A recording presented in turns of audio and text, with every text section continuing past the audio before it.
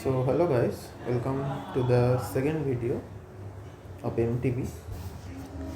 So इस video का question मैंने आप लोगों को पहले पिछले वीडियो में बताया था कि थोड़ा देख के आने को, होपफुली आप लोगों ने देखा। अब इसमें डिस्कस करते हैं कि कैसे इस पर अप्रोच करें, है ना। इसमें क्वेश्चन है कि Z6 से S5 में कितने होम्योमॉर्फिज्म, अलग अलग डिस्टिंक्ट होम्योमॉर्फिज्म, ग्रुप होम्योमॉर्फिज्म होंगे।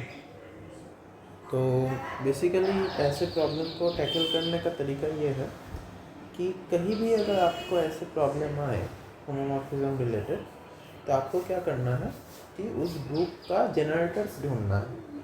ठीक है, you know what is the generator means and their relation. So any group we can write as their generator and relation. तो आपको देखना है कि जनरेटर्स को अलग अलग आपको एलिमेंट्स में रेंज ग्रुप के एलिमेंट में भेजना है, and that will give you distinct homeomorphism. This is the idea. Because एक जनरेटर बाकी सारे एलिमेंट को फॉर्म करता है, तो जनरेटर की इमेज मिल जाए तो बाकी एलिमेंट की इमेज कोरिस्पॉन्डिंगली मिल जाएगा। तो यही आइडिया है। बट इधर एक चीज़ है कि कोई भी एलिमेंट को हम किसी भी एक रेंज के एलिमेंट में नहीं भेज सकते। आई मीन कोई भी जनरेटर को, जस्ट लाइक फॉर एग्जांपल जी हमारा एक ग्रुप है और हमें से H में हमें मैप करना है, ढूंढना है कितने होम्योमॉर्फिज्म है। तो हमें इधर से एक जनरेटर को उठाना है और उसको इसमें G में मैप करना है। Remember that we know the property कि ऑर्डर ऑफ G हमेशा हमारा डिवाइड करेगा ऑर्डर ऑफ G को।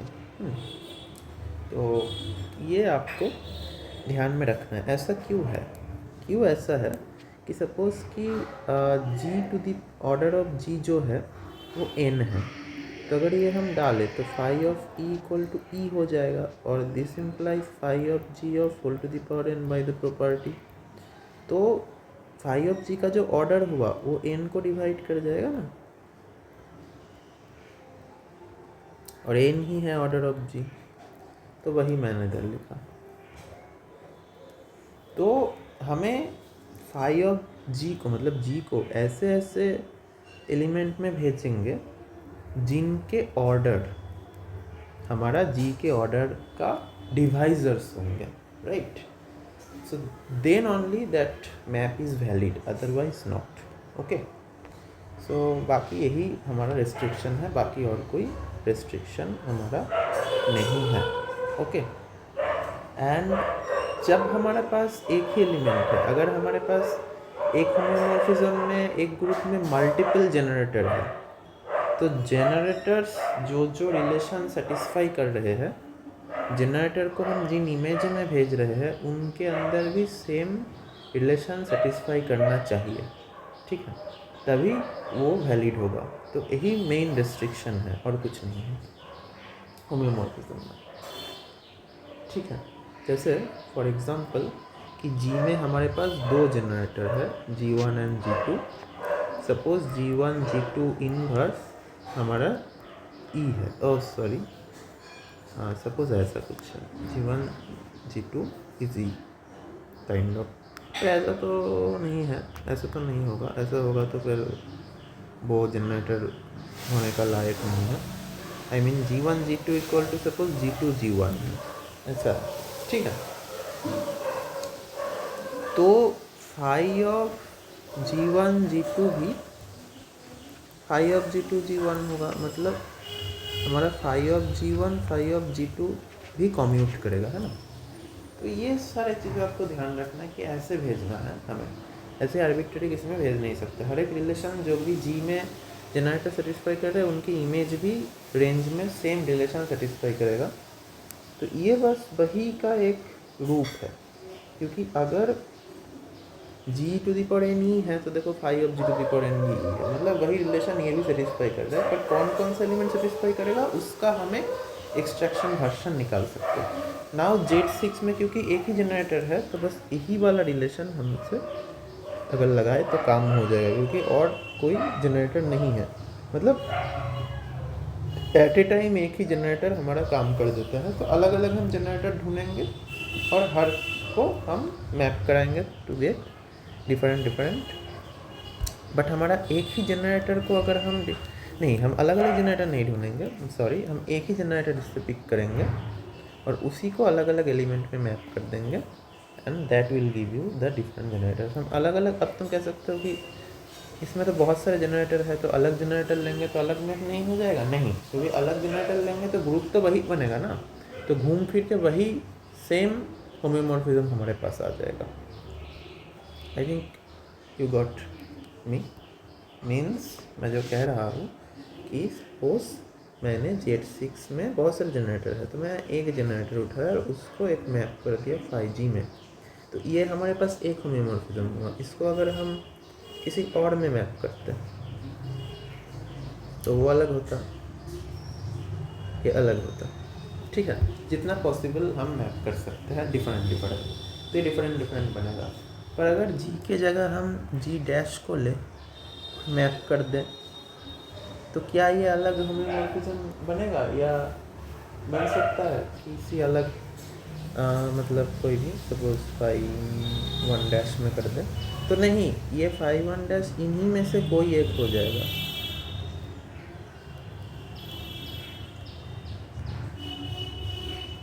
पर ऐसा क्यों?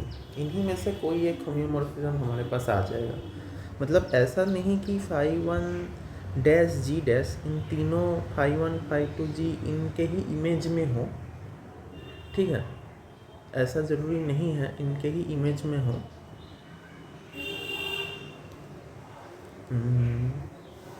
But am I right?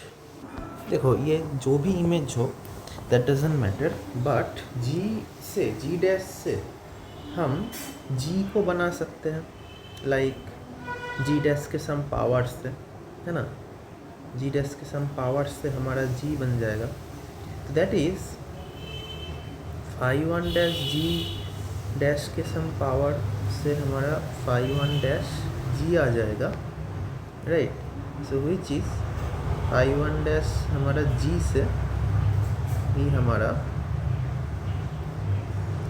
Basically 5 1' G' whole to the power m, okay, this element. तो इस एलिमेंट के mth पावर ही हमारा G का इमेज होगा। अब हमें पता है कि G को हम इन्हीं तीनों में ही मैप कर सकते हैं, है ना। तो 5 1' जो G है होम्योमॉर्फिज्म के अंदर, इन्हीं तीनों एलिमेंट के किसी एक एलिमेंट में हो जाएगा ये वाला। तो मतलब इसका पावर एक्चुअली, इसका mth पावर इन्हीं तीनों एलिमेंट में से किसी एक एलिमेंट में हमारा आ जाएगा। तो वही घूम फिर के क्या हो गया, वही हमारा सेम होम्योमॉर्फिज्म वापस आ गया। क्यों?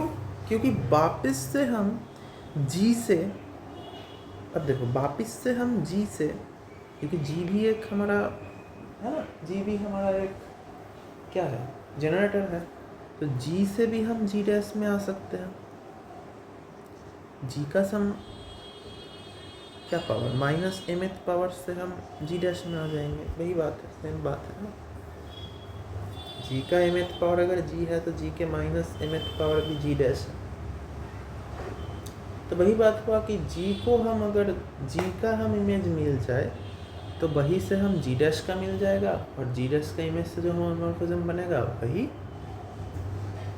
हमारा G के इमेज से वही होमोमॉर्फिज्म बनेगा। तो मैंने एक रफ आइडिया दिया आप लोगों को, पर ये आप ट्राई कर सकते हैं। मेरा इसी जो लॉजिक मैंने आप लोगों को दिया वही लॉजिक से आप ट्राई कर सकते हैं।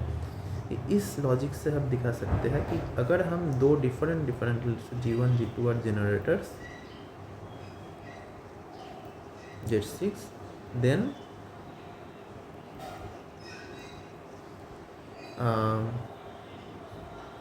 their images gives the same you can say homomorphism.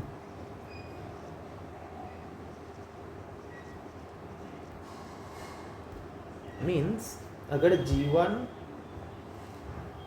से हम स्टार्ट करें और G2 से स्टार्ट करें तो G1 से हमने जो होम्योमॉर्फिज्म के लिस्ट बनाएंगे G2 से भी हमारा सेम होम्योमॉर्फिज्म के कलेक्शन बनेगा, मतलब G1 and their images are generators, then their images gives the same set of होम्योमॉर्फिज्म। मतलब इससे जो सेट बनेगा होम्योमॉर्फिज्म का और इससे जो होम्योमॉर्फिज्म का सेट बनेगा वो दोनों सेट सेम होगा, मतलब अलग हमें नहीं मिलेगा होम्योमॉर्फिज्म। तो ये हम प्रूफ कर सकते हैं, ठीक है। तो एक ही जनरेटर इस काफ़ी है, इंट्यूटिवली भी वही।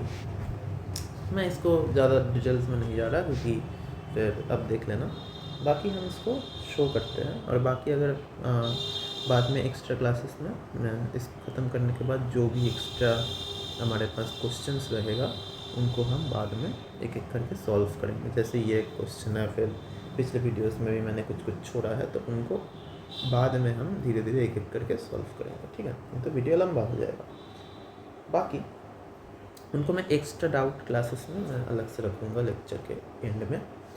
तो ओके, तो बाकी ठीक है। तो अब हम Z6 का कोई भी एक जनरेटर उठा लेंगे।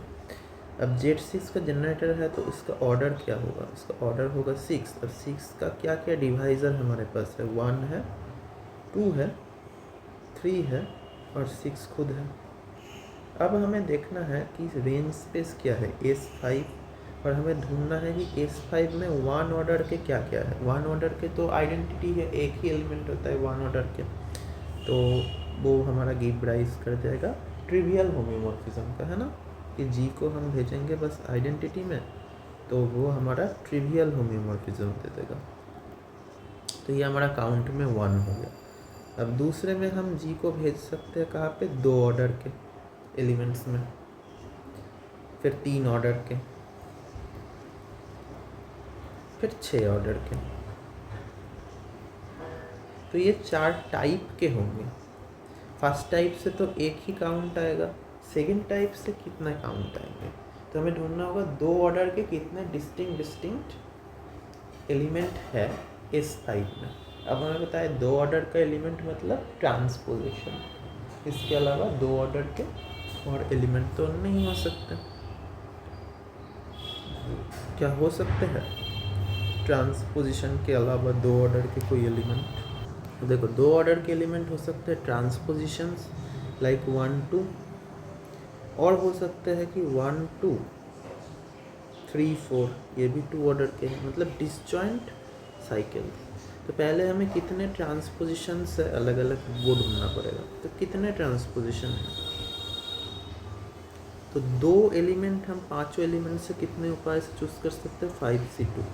तो इतने तो हमारे पास ट्रांसपोजिशन है, और हमारे पास अब ढूंढना होगा डिसजॉइंट साइकिल्स अलग अलग कितने हैं, ताकि हम ढूंढ सकें। जैसे कि 1 2 3 4, बट अब देखो और हम 3 नहीं ले सकते डिसजॉइंट, मतलब कि 1 2 3 4, तो 4 तो हो गए और एक ही बचता है 5, तो हम तीनों तो नहीं ले सकते साइकिल, तो 2 2 करके ही हमें लेना पड़ेगा। तो इसका मतलब हम पहले हमारे पास देखो कि 1 2 3 4 5 है, ये 5 एलिमेंट्स है, तो इनमें से हमें 2 2 डिसजॉइंट पेयर्स लेना पड़ेगा। कितने टाइप से हम ले सकते हैं, पहले तो हम एक पेयर को चूज़ कर लेंगे, जो चूज़ करने का उपाय है इतना। उसके बाद दूसरा पेयर चूज़ करने के लिए हमारे पास कितने ऑप्शन मिलेंगे, क्योंकि बाकी हमारे पास अब 3 जगह है, बाकी बचा 3 प्लेसेस है, उन तीनों प्लेसेस से 2 चूज़ करना है। तो हो गया हमारे पास 5C2 टाइम्स 3C2, है कि नहीं, कि पहले 5 में से 2 उठा लो, फिर बचा कुछ 3 में से हम 2 उठा लेंगे, तो बन गया हमारा 2 डिसजॉइंट, राइट। या that's how we can do this many, हमारे पास डिसजॉइंट मिलेंगे। तो ऐसे करके हमें 2 ऑर्डर का इतना मिल जाएगा। तो ये कितना होगा, 5C2 और ऐड कर लेना बाकी। अब 3 ऑर्डर का देखो एक ही 3 साइकिल होगा, उसमें कोई डिसजॉइंट का कोई गुंजाइश नहीं है, ठीक है। तो हम 3 साइकिल कितना मिलेगा, 5C3, सो 5C3 हो जाएगा, इसमें और कोई उपाय नहीं। और बस बाकी बच गया हमारा 3 और 6, अब 6 ऑर्डर का। अब 6 ऑर्डर का तो 6 साइकिल तो है नहीं क्योंकि S5 है, तो हमें 3 ऑर्डर और 2 ऑर्डर के डिसजॉइंट साइकिल लेने पड़ेंगे।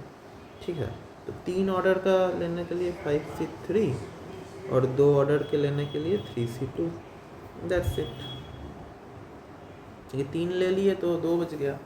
हम सही कहा क्या, पाँचों में से तीनों उठा लिए तो बच गया 2, तो दोनों में से 2 उठाना पड़ेगा, मतलब 5C3 ही हो जाएगा एटलीस्ट, है ना।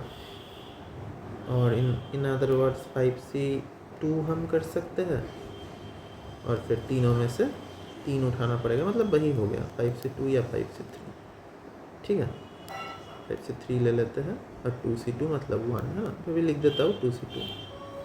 ठीक है, तो इतने हमारे पास, अब ऐड कर दो सारे, तो इतने डिस्जॉइंट हमारे पास क्या होगा, ऑप्शंस बन सकता है।